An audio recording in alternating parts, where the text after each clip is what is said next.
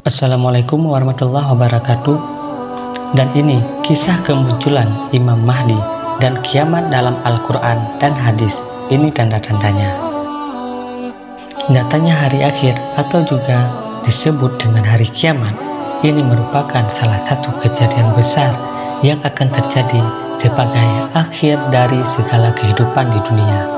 Salah satu tanda datangnya hari kiamat ini merupakan kemunculan sosok Imam Mahdi, kisah Imam Mahdi yang diceritakan dalam hadis dan juga kejadian kiamat yang diceritakan dalam Al-Quran dapat kita ketahui dengan lebih lengkap dalam ulasan berikut ini.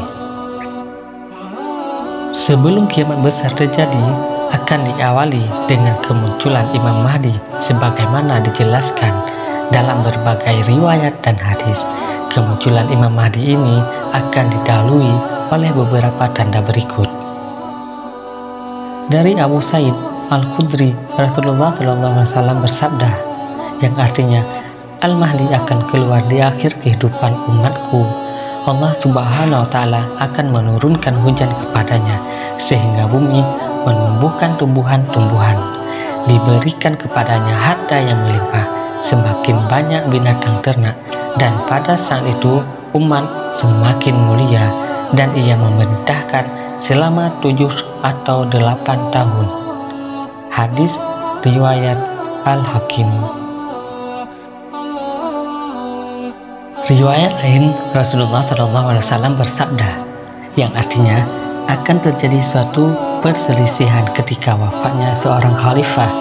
Maka keluarlah seorang laki-laki dari penduduk Madinah dan ia berlari ke Mekah. Lalu datanglah kepadanya orang-orang yang berasal dari penduduk Makkah dan mereka membawakan laki-laki itu dengan paksa, kemudian membantainya antara sudut Ka'bah dengan makam Ibrahim.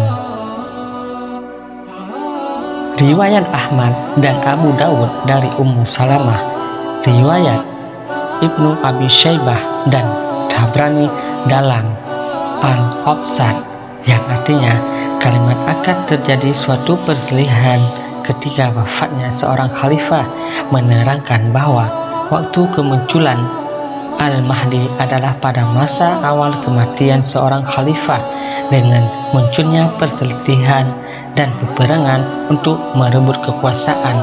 Maka orang-orang pun membaitkan Al-Mahdi pada waktu itu.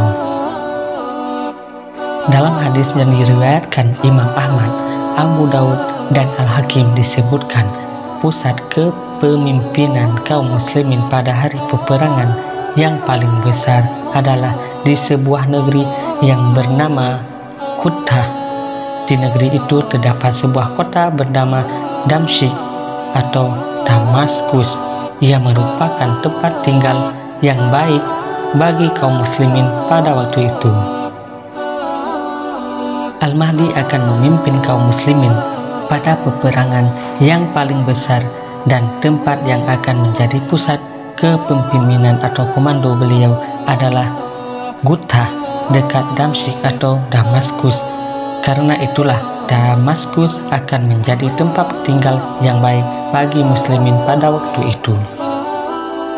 Sedangkan kaum Rum akan bergerak menuju Syria dan turun di kota Akmak atau di Dabik yang terletak di dekat Damsyik dalam sebuah kumpulan bala tentara dengan 80 bendera, yang mana di bawah tiap-tiap bendera tersebut terdapat 12.000 tentara. Lalu siapakah Imam Al-Mahdi?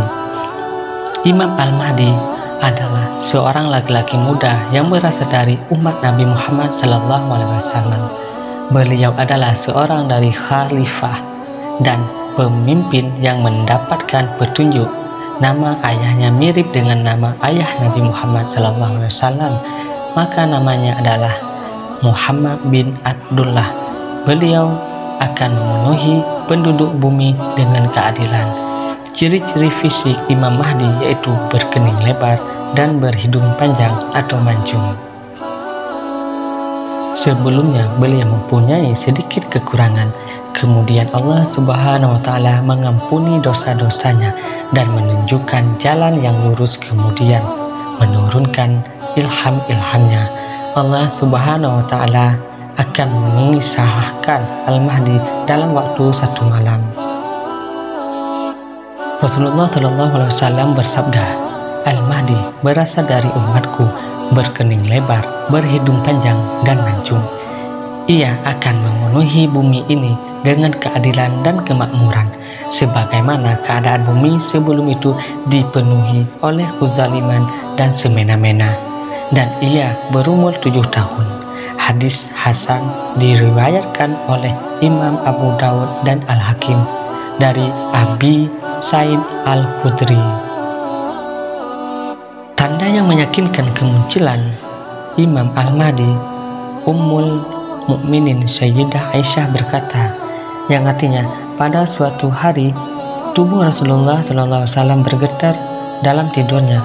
Lalu kami bertanya, mengapa engkau melakukan sesuatu yang belum pernah engkau lakukan sebelumnya, wahai Rasulullah? Rasulullah SAW menjawab, akan terjadi suatu keanehan, yaitu bahwa sekelompok orang dari umatku akan berangkat menuju Baitullah atau Ka'bah untuk memburu seorang laki-laki Quraisy yang pergi mengungsi ke Ka'bah, sehingga apabila orang-orang tersebut telah sampai di sebuah padang pasir atau Al-Baida, maka mereka ditelan bumi. Kemudian kami bertanya, bukankah di jalan padang itu terdapat bermacam-macam orang?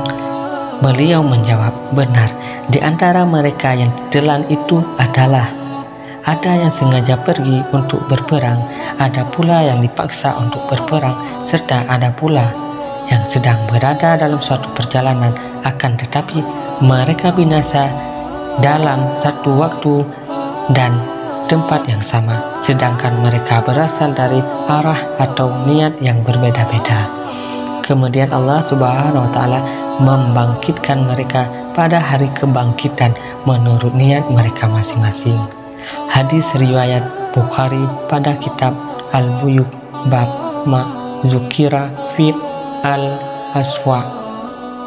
Dengan demikian, orang-orang akan tahu bahwa laki-laki yang kembali ke Baitullah ataupun Ka'bah itu adalah Khalifatullah Al-Mahdi, di mana orang memberinya perlindungan dan pembelaan untuknya dengan memenangkan tentara yang akan mengajarnya, yakni tersungkur ke perut bumi.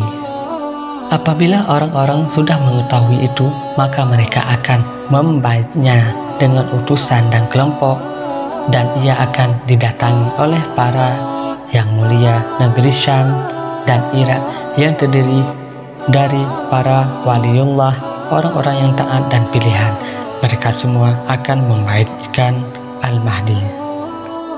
Dalam Al-Quran, Allah Subhanahu wa Ta'ala berfirman yang artinya, sesungguhnya hari kiamat itu akan datang, aku merahasiakan waktunya, agar supaya tiap-tiap diri itu dibalas dengan apa yang ia usahakan.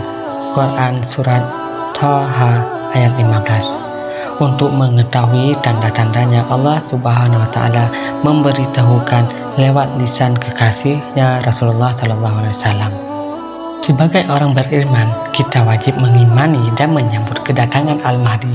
Khalifah Islam ini akan muncul sebelum Dajjal datang dan turunnya Nabi Isa alaihissalam. Sekian kisah ini, terima kasih. Wassalamualaikum warahmatullahi wabarakatuh.